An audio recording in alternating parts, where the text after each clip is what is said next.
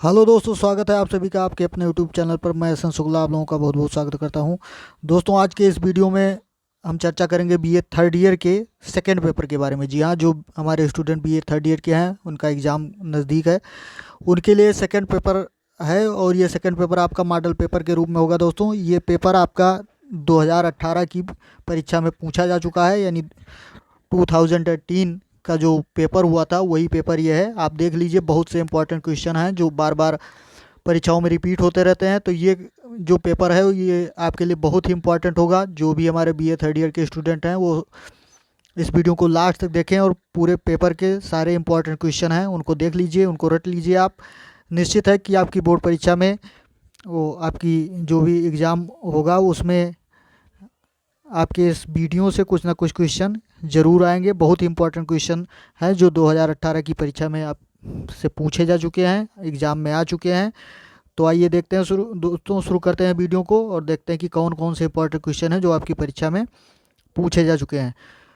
और दोस्तों, जो भी हमारे स्टूडेंट या मित्र जो भी हैं, अगर चैनल पर नए हो तो आप सबसे पहले चैनल को सब्सक्राइब करके बेल आइकन प्रेस कर लीजिए, ताकि वीडियो की नोटिफिकेशन सीधे आपको मिलती रहे। जो भी इंपॉर्टेंट वीडियो अपलोड हो उसकी नोटिफिकेशन आपको मिलती रहे। और चैनल पर आपके आपके कोर्स से रिलेटेड बीए थर्ड ईयर के बहुत सारे वीडियो अपलोड हैं। एक प्लेलिस्ट है बीए थर्ड ईयर के नाम से, प्लेलिस्ट बना दी गई है। उस प्लेलिस्ट में कई सारे वीडियोज हैं, आप प्लेलिस्ट ओपन करके वीडियोज देख सकते हैं। कई सारे इंपॉर्टेंट वीडियो हैं, कई सारे मॉडल पेपर हैं, आंसर हैं, ये सब आप चेक कर सकते हैं वहाँ से। तो आइए वीडियो को शुरू करते हैं दोस्तों और देखते हैं कि कौन कौन से इंपॉर्टेंट क्वेश्चन हैं जो आपकी परीक्षा में पूछे गए थे 2018 की।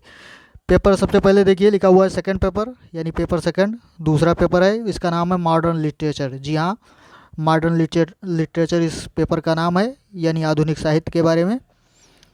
सेक्शन ये दिया गया है, यानी आपका जो पेपर है वो 3 सेक्शन में डिवाइड होता है दोस्तों। और तीनों सेक्शन के जो भी निर्देश दिए जाते हैं अलग अलग सेक्शन में, उन सारे उसी तरह आपको क्वेश्चन का आंसर देना होता है। तो सबसे पहले देखिए, यहाँ पर नोट दिया गया है, यानी करना क्या है आपको। इस सेक्शन में लिखा है अटेम्प्ट ऑल क्वेश्चन, यानी सारे प्रश्नों को करिए। Give answer of each question in about 50 words, यानी सारे प्रश्नों के उत्तर जो हैं लगभग आपको 50 शब्दों में देना है। यानी प्रत्येक प्रश्न का उत्तर आपको कितने शब्दों में देना है दोस्तों? 50 शब्दों में देना है। और उससे कम ज़्यादा भी हो सकते हैं, बस एक समझ लीजिए कि 1 या 2 सेंटेंस में आपको क्लियर कर देना है। तो आइए देखते हैं दोस्तों कि कौन से इंपॉर्टेंट क्वेश्चन है जो इस सेक्शन में आए हुए थे और कितने क्वेश्चन आए हुए थे। क्वेश्चन नंबर 1 है, और 1 का ये पहला खंड है, यानी पहले का पहला है कि राइट टू एलिमेंट्स।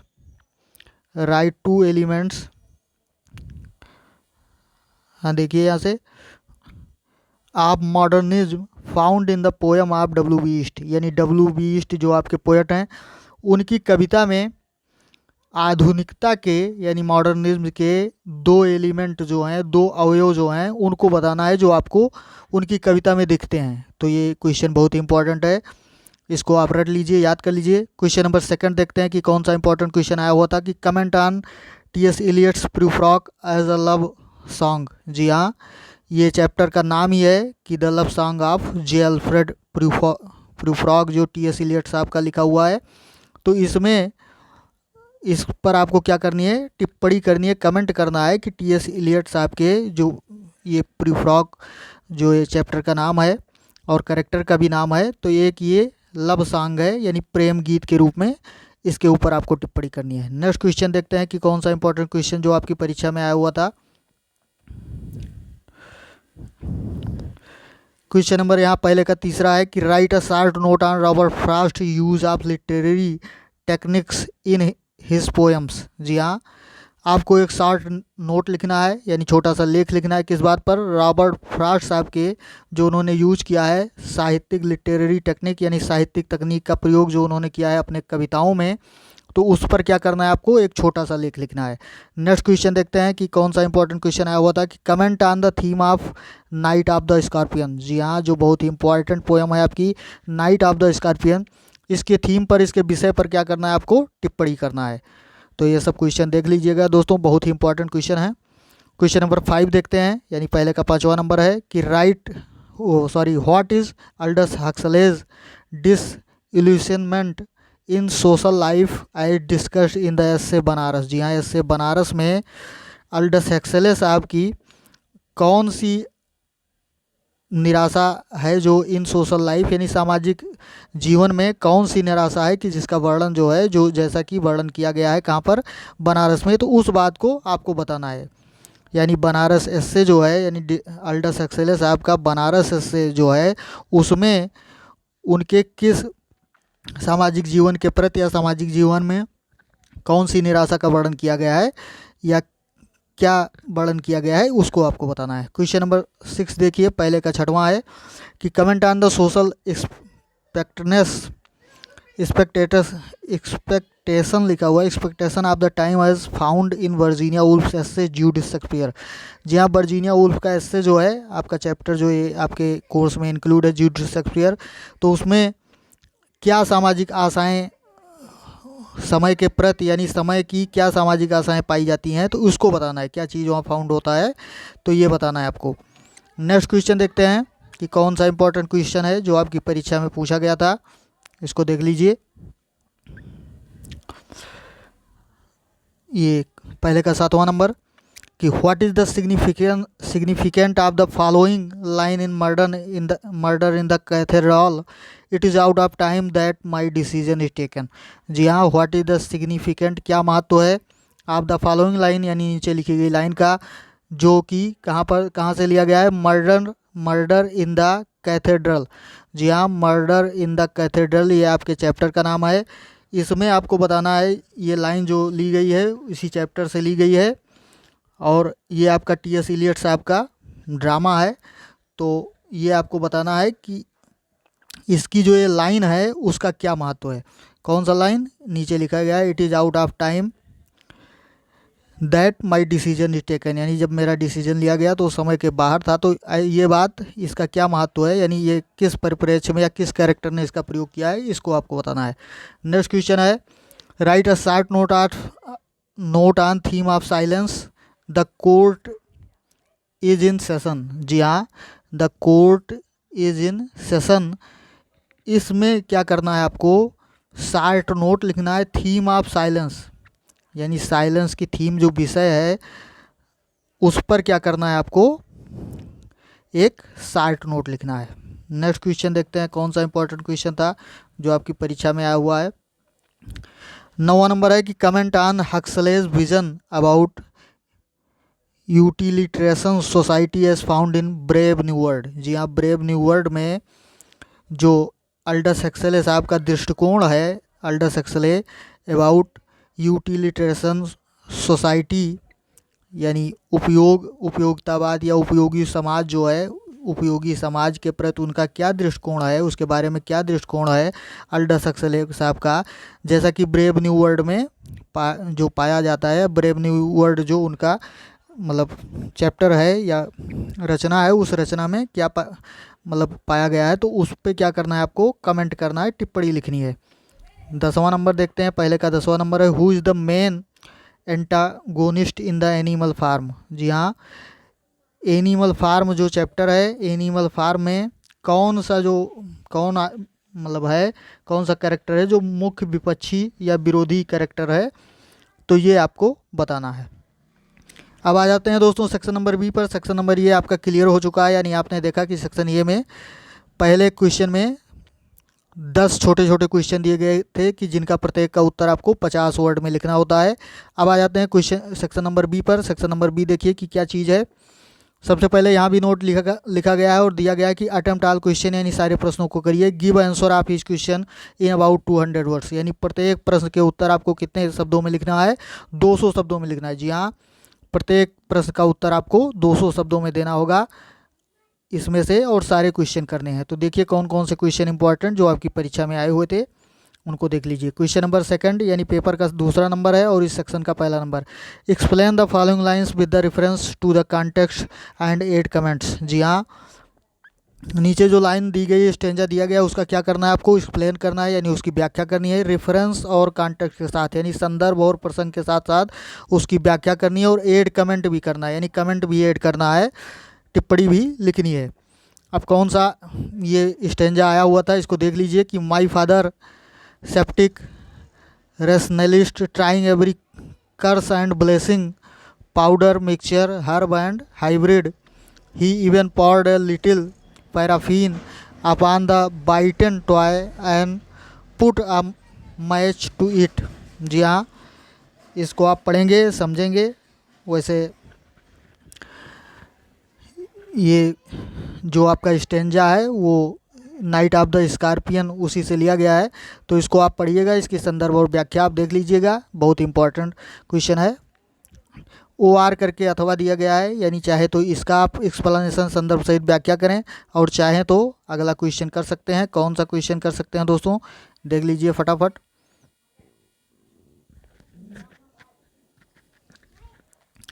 अथवा करके दिया गया है कि critically evaluate the poem The love song of J Alfred Prufrock. जी हाँ, इसी पोएम की बात पीछे की गई थी। तो The love song of J Alfred Prufrock यानी टी.एस. इलियट साहब की लिखी हुई है। तो इसका क्या करना है आपको, आलोचनात्मक मूल्यांकन करना है, यानी क्रिटिकली इवेल्यूएट करना है, यानी आलोचनात्मक क्या करना है, मूल्यांकन करना है। अथवा ओ आर यानी चाहे तो ऊपर वाला स्टेंजा संदर्भ सहित व्याख्या उसकी करें, चाहे ये क्वेश्चन करें, और उसके बाद भी एक क्वेश्चन और इसमें दिया गया है कि क्रिटिकली डिस्कस अल्डस हक्सलेज एस्से बनारस, यानी अल्डस हक्सलेज आपका एस्से जो है बनारस जो एस्से है उसका क्या करना है आपको, यानी आलोचनात्मक उसकी मतलब डिस्कस चर्चा करनी है, उस पर आलोचना करनी है, टिप्पणी करनी है। तो ये बात आप कर सकते हैं। तो चाहे तो इन तीनों में से कोई भी क्वेश्चन जो आपको बढ़िया से आता हो उसको आप बढ़िया से लिखिए इसमें। अब देखिए क्वेश्चन नंबर 3 आ गया, इसमें भी वही चीज़ लिखा हुआ है कि explain the following lines with reference to the context, यानी नीचे लिखी हुई लाइंस जो हैं उनको आपको क्या करना है, संदर्भ सहित उनकी व्याख्या करनी है, प्रसंग भी लिखना है। कौन सी लाइन है दोस्तों, देख लीजिए कि कौन सी लाइन है जो पेपर में आई हुई थी।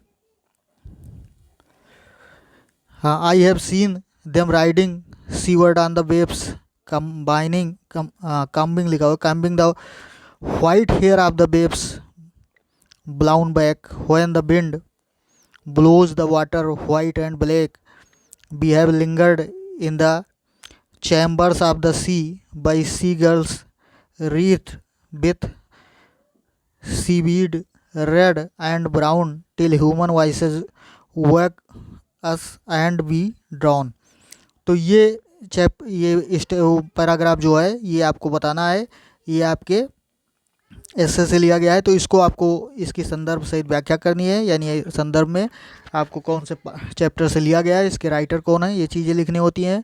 प्रसंग में कॉन्टेक्स्ट में लिखना होता है कि किस चीज़ का प्रसंग इसमें है, किसके बारे में बताया गया, और एक्सप्लेनेशन यानी इसका अर्थ और इसकी व्याख्या समझ लीजिए आपको लिखना होता है।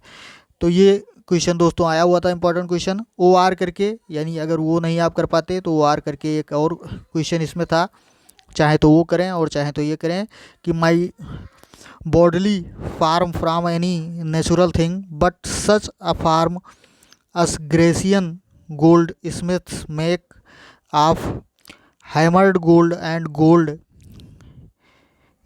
inmailing to keep a drowsy emperor awake।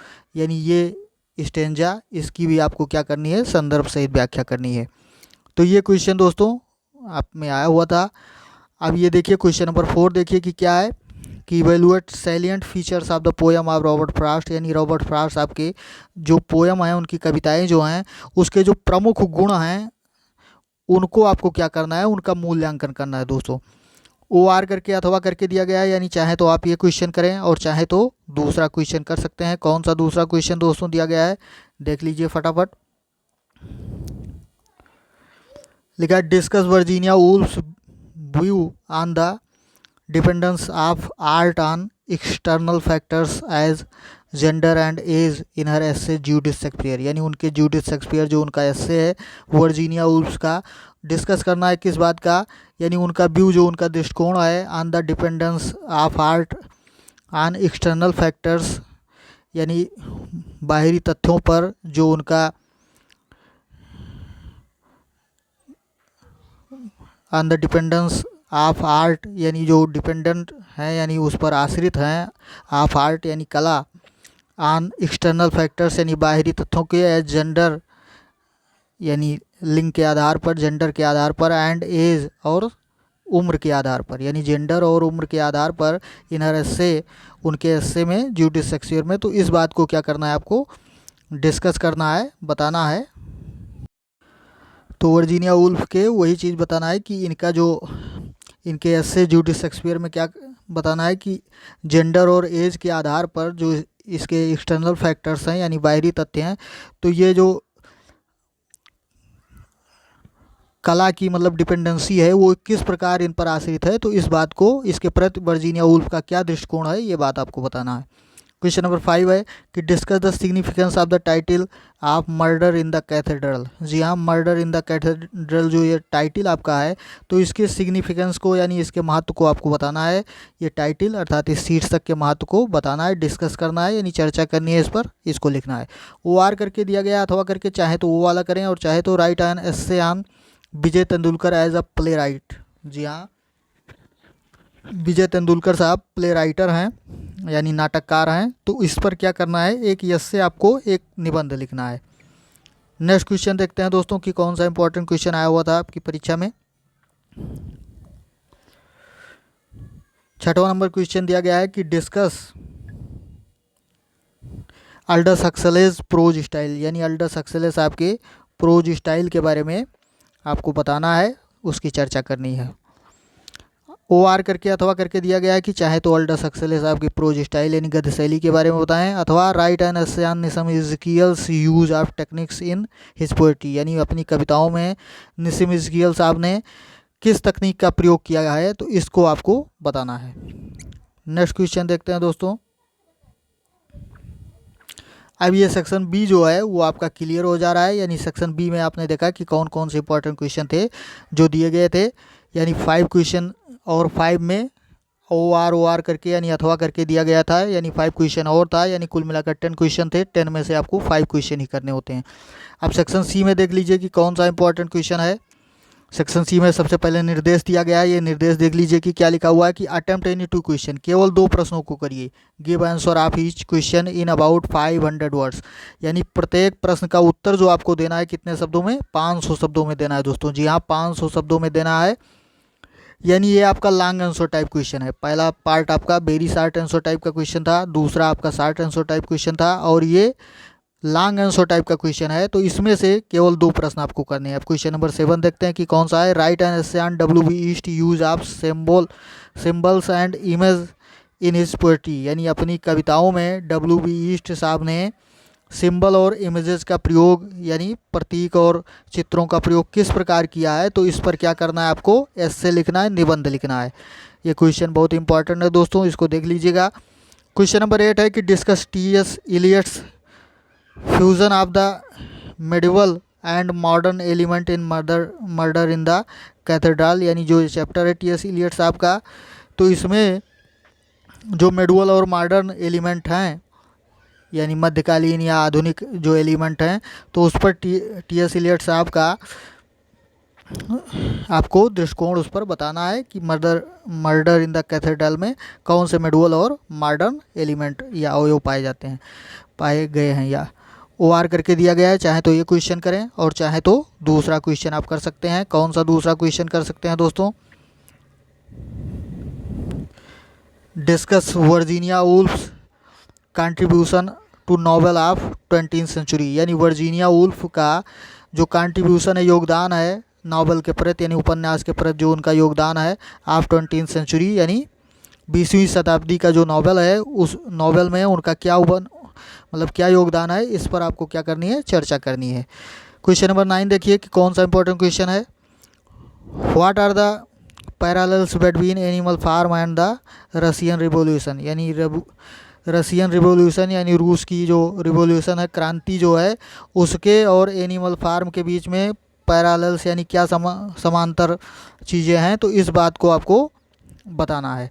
Question number 10 था कि analyze the role of the priest in the play Murder in the Cathedral. जी हाँ, मर्डर इन द कैथेड्रल में जो प्रीस्ट का रोल है, उसकी रोल यानी भूमिका है, प्रीस्ट यानी पुजारी आप कह सकते हैं, तो उसकी भूमिका क्या है, इस बात को आपको बताना है कि व्हाट, आगे उसी में क्वेश्चन है कि what do they add to the story and meaning, यानी वे जो है क्या चीज़ ऐड करते हैं, क्या चीज़ जोड़ते हैं स्टोरी और मीनिंग में, यानी कहानी और उसके अर्थ में क्या चीज़ें जोड़ते हैं, इस बात को आपको बताना था। अब 11 नंबर क्वेश्चन देखते हैं दोस्तों।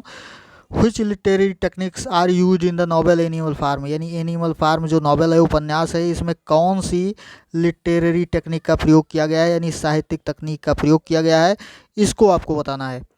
ओ आर करके इसमें भी अथवा करके दिया गया था कि in Brave New World a utopia or या डिस्टोपिया डिस्कस, यानी ब्रेव न्यू वर्ल्ड जो है वो यूटोपिया है या डिस्टोपिया है, तो इस पर क्या करनी थी, आपको चर्चा करनी थी। तो ये सारे इंपॉर्टेंट क्वेश्चन दोस्तों आपकी परीक्षा में आए हुए थे, 2018 की परीक्षा में आए हुए थे। तो ये इनको आप याद कर लीजिए, देख लीजिए, आपकी परीक्षा के लिए बहुत ही इंपॉर्टेंट होंगे। और वीडियो को दोस्तों अगर अच्छी लगी हो तो लाइक और शेयर करना ना भूलें, कमेंट करना ना भूलें। आप अपने सजेशन या प्रपोजल जो कुछ भी है आप कमेंट बॉक्स में टाइप कर सकते हैं। तो आज के वीडियो में दोस्तों इतना ही, मिलते हैं अगले वीडियो में। धन्यवाद, जय हिंद।